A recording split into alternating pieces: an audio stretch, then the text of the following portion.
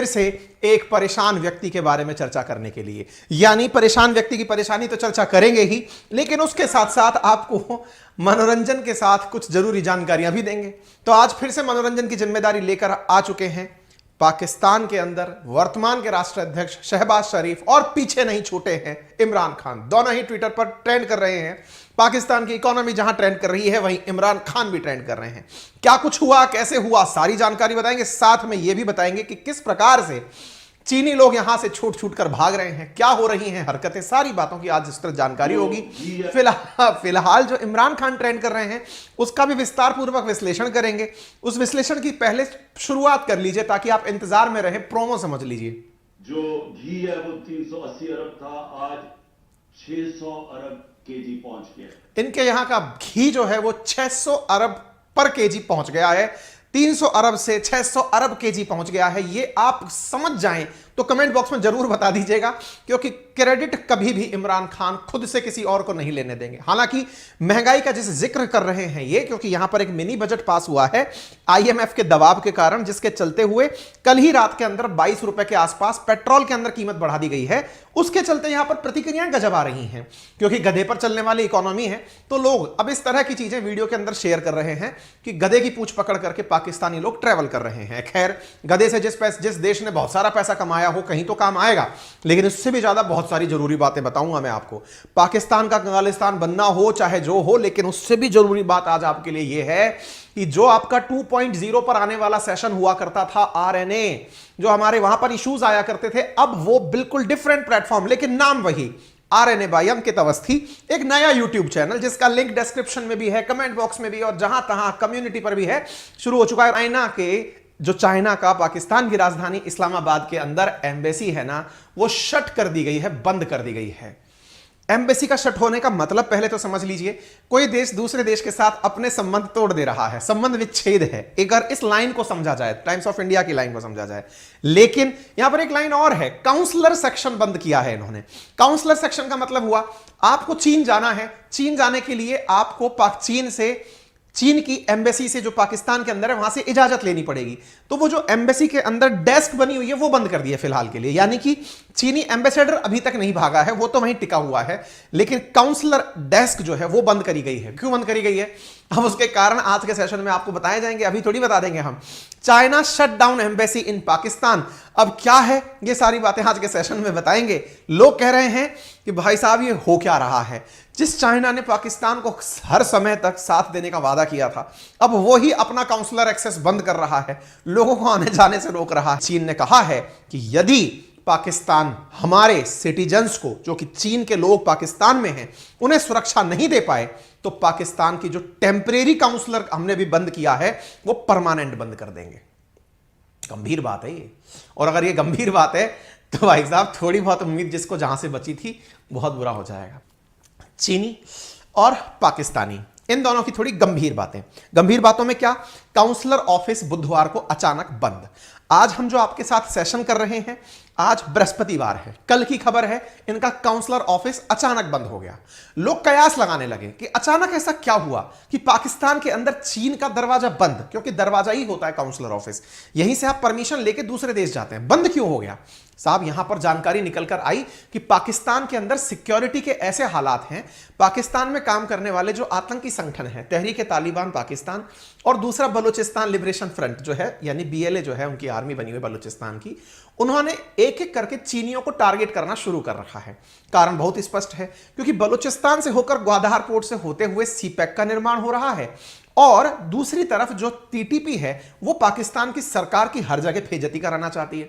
अब वो जो बेइज्जती है ना, उसको करते करते ये इस हद तक आ गए कि पाकिस्तान के साथ जो है उनको टारगेट करेंगे।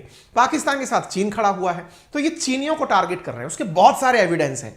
ये इनका वो काउंसलर ऑफिस है जो टेम्परेरीली बंद कर दिया गया है। यानी अगर कोई पाकिस्तानी इस ऑफिस पर आकर परमिशन मांगे कि मुझे चीन जाना है, इसने मना कर रखा है। यानी एक प्रकार से यूं समझिए कि ये व्यक्ति से व्यक्ति का जो संपर्क है वो टेम्परेरी क्लोज कर दिया है। आप यहां पर नोटिस देख सकते हैं, notice of temporary closure of consular section. Temporary क्यों, पहले हमें यह सुनिश्चित कर दो कि तुम हमारी सुरक्षा पूरी तरह कर पाओगे, और अगर नहीं कर पा रहे हो तो हम चले जाएंगे। यहां पर एक ट्वीट डला हुआ है, हालांकि इस बंदे को ब्लू टिक तो मिला हुआ है। इस बंदे का कहना यह है कि मैंने सुना है कि चाइना में चाइनीज लोगों को पाकिस्तान के अंदर थ्रेट मिल रही है। अगेन इसने सुना है, इस बात पर हम नहीं जाएंगे, हम ऑफिशियल लाइन पर जा रहे हैं जिसमें यह लिखा है temporary closure of consular section, जिसमें यह भी लिखा है कि अगर किसी को पासपोर्ट ट्रैवल डॉक्यूमेंट चाहिए तो फोन कर लेना हमको, हम पर्सनली नहीं मिलेंगे। पर्सनली नहीं मिलेंगे क्या? इसके पीछे का बड़ा कारण यह है कि चीनी लोग पाकिस्तान में आकर डर रहे हैं। सूत्रों की बात अगर माने तो चीनी सरकार ने नोटिफिकेशन में कहा कि अगर चीनी नागरिक पाकिस्तान में मौजूद हैं तो वो अपनी सिक्योरिटी को लेकर बिल्कुल अलर्ट रहें। चीन के द्वारा चीनी नागरिक जो पाकिस्तान में प्रेजेंट हैं, क्योंकि इस समय सीपैक के निर्माण में बड़ी मात्रा में चीनी इंजीनियर आए हुए हैं, बहुत सारे लोग चीनी पढ़ाने के लिए आए हुए हैं। ऐसी स्थिति में चीनी सरकार के द्वारा एक अलर्ट जारी किया जाता है और कहा जाता है कृपया सतर्क रहें, आपकी सुरक्षा आपके हवाले है, जब तक जरूरी ना हो बाहर निकलने से बचें। ये तो कुछ वैसा ही हो गया जैसे अमेरिका द्वारा अमेरिकन को दिया जाता है जब वो पाकिस्तान घूमने आते हैं, वैसी ही एडवाइजरी चीन के द्वारा चीनियों के लिए पाकिस्तान में जारी कर दी गई है। सिक्योरिटी सिचुएशन खराब है, इससे लेकर पाकिस्तान थोड़ा सा उबल गया। पाकिस्तान ने कहा कि साहब हम हिफाजत कर तो रहे हैं सबकी, हम लोग पूरी तरह से कोशिश कर रहे हैं। पाकिस्तान के अखबार द डॉन के मुताबिक दिसंबर 2022 के बाद मुल्क के अंदर आतंकी हमलों की संख्या में 56% इजाफा हुआ है। एक चीनी अधिकारी ने रॉयटर्स को अपने द्वारा दी गई जानकारी में बताया कि चीन कि जो नागरिक पाकिस्तान में है, पाकिस्तान उन्हें अपने द्वारा सिक्योरिटी नहीं दे पा रहा है। इसी के चलते इनके जो आंतरिक मामलात के मंत्री हैं, उन्होंने अभी 2 दिन पहले इंटरनल सिक्योरिटी के मसले पर सभी ऑफिसर्स की बैठाकर मीटिंग ली, जिसमें यह कहा गया कि हम फॉरेनर्स नेशनल्स की कैसे सुरक्षा सुनिश्चित करें, कृपया करके कोई हमें बताए।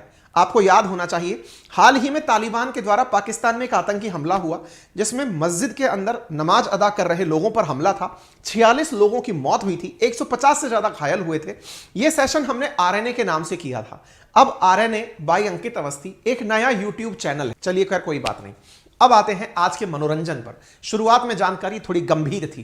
गंभीर बात इसलिए थी क्योंकि चीन के द्वारा काउंसलर ऑफिस बंद कर दिया जाना बहुत बड़ी बात है, मतलब किसी देश के लिए बहुत शर्मिंदगी की बात है। उम्मीद करते हैं कि ये लोग अंदर से बातचीत करवा के उसको खुलवा लेंगे। अगर ये बंद ज्यादा दिन तक रह गया, इसका बहुत नेगेटिव इंपैक्ट पड़ेगा। चलिए खैर कोई नहीं, फिलहाल हम आते हैं कॉमेडी किंग के ऊपर। कॉमेडी किंग है इमरान खान, फिलहाल सुर्खियों में है। सुर्खियों में क्यों है? आप लोगों को याद होगा कुछ दिनों पहले मैंने एक सेशन किया था जिसमें यह बताया था कि आईएमएफ की टीम फरवरी के फर्स्ट वीक से लेकर के 10 तारीख तक, 1 तारीख से लेकर 31 जनवरी से लेकर 10 फरवरी के बीच में पाकिस्तान आई हुई है। होपफुली आपको याद होगा, मैंने कहा था कि आईएमएफ की जो टीम आई है वो ये देखने आई है कि क्या पाकिस्तान अपने यहां पर टैक्सेशन बढ़ा करके अपनी आय या अपनी आमदनी बढ़ाने की इच्छा रखता है। ऐसी स्थिति में आईएमएफ की टीम ने आकर पाकिस्तान के नेताओं से संपर्क किया और उन्हें कहा कि आप टैक्सेशन बढ़ाइए, तब जाकर हमें लगेगा कि आपको जो कर्जा हमने दिया है वो आप चुका पाएंगे। इस बात से पाकिस्तान की सरकार प्रेरित हो गई और उन्होंने एक मिनी बजट जारी कर दिया। मिनी बजट पाकिस्तान में हाल ही में जारी हुआ है। कहा जा रहा है कि आईएमएफ की शर्तों को मानने के लिए पाकिस्तान की सरकार के द्वारा एक मिनी बजट लाया गया है। उस बजट की वजह से उन्हें भविष्य में आईएमएफ का लोन मिल जाएगा। लेकिन आप पूछेंगे मिनी बजट का लोन से क्या लेना देना? बजट का अर्थ है कि ये कौन सा नया टैक्स लगाएंगे। हाल ही में इन्होंने टैक्स लगाया, पेट्रोल के ऊपर 22.5 या 22 रुपए के आसपास टैक्स इंक्रीज कर दिया पाकिस्तानी रुपया के अंदर। ऐसा करके इन्होंने इतनी ज्यादा प्राइसेस बढ़ा दी कि महंगाई ने जो एक्सपेक्टेड था वो ग्राउंड तोड़ दिए। स्वाभाविक सी बात है। फिलहाल इमरान खान अपोजिशन में है, इनके द्वारा बयान आना ही था। इन्होंने बयान दिया, घी है वो 380 अरब था, आज 600 अरब केजी पहुंच गया है। 600 अरब केजी पहुंच गया है। घी है वो 380 अरब था, आज 600 अरब केजी पहुंच गया है। मतलब अगर विरोध करना है तो विरोध में भी इमरान खान ने ऐसा फिगर कोट कर दिया कि ये करने तो विरोध आए थे लेकिन इनके मीम बन गए। लोगों ने खींच के इनके आनंद ले लिए। आनंद लेते समय लोग कहने लग गए, हो सकता है इमरान खान को अमेरिका का फोन आया हो, जो अमेरिकन कह रहे हैं कि उन्हें 1 मिलियन जॉब मिलेगा टाटा की और बोइंग की डील के बाद में, शायद इनको भी कुछ पैसा वैसा बिलियंस में मिल जाएगा, शायद ये खुश हो रहे हैं। लोगों ने इनके खींच कर आनंद ले लिए, लोग इनके ऊपर गजब मीम बना दिए। कहा जा रहा है कि जो घी के व्यापारी हैं जो इतने बिलियन रुपए पर केजी के हिसाब से घी बेचेंगे, उनकी तो चांदी चांदी होगी, सपने के अंदर केवल पैसा ही पैसा आ रहा होगा। गजब लोगों ने इनके मजे ले लिए। खैर कोई नहीं, इनने तुलना भी मिनी बजट की तो एटम बम से की। इनके पास एक ही चीज ऐसी है जो शायद इन्हें लगता है कि दुनिया के पास और कहीं नहीं है, दैट इज एटम बम। ये जब किसी से नाराज होते हैं तो भी कहते हैं कि एटमी ताकत के साथ ऐसा हो रहा है। इनके यहां बजट भी आता है तो भी एटम बम होता है। और कई बार तो लोग ये कहते हैं कि इनका मिनी बजट, माना इनका एटम बम इतना फुस्सी सा है क्या कि जो मिनी बजट जैसा इनकी तुलना की जा रही है। इन्होंने कहा मिनी बजट एटम बम जैसा है। फिलहाल पाकिस्तान के वित्त मंत्री ने बुधवार के दिन यानी कल के दिन जो नेशनल असेंबली के अंदर सप्लीमेंट्री बजट पेश किया आईएमएफ के दबाव में आकर के, उसके अंदाजे आप यहां पर लगा सकते हैं। आप सोच सकते हैं कि सरकार के द्वारा टैक्सेशन 17 से 18% बढ़ा दिया गया, सिगरेट और मीठे पदार्थों पर एक्साइज ड्यूटी बढ़ा दी गई, परफ्यूम और ब्रांडेड पदार्थों पर 18% बिक्री कर लगा दिया, टैक्सेशन काफी ज्यादा बढ़ा दिया गया। टैक्सेशन बढ़ाकर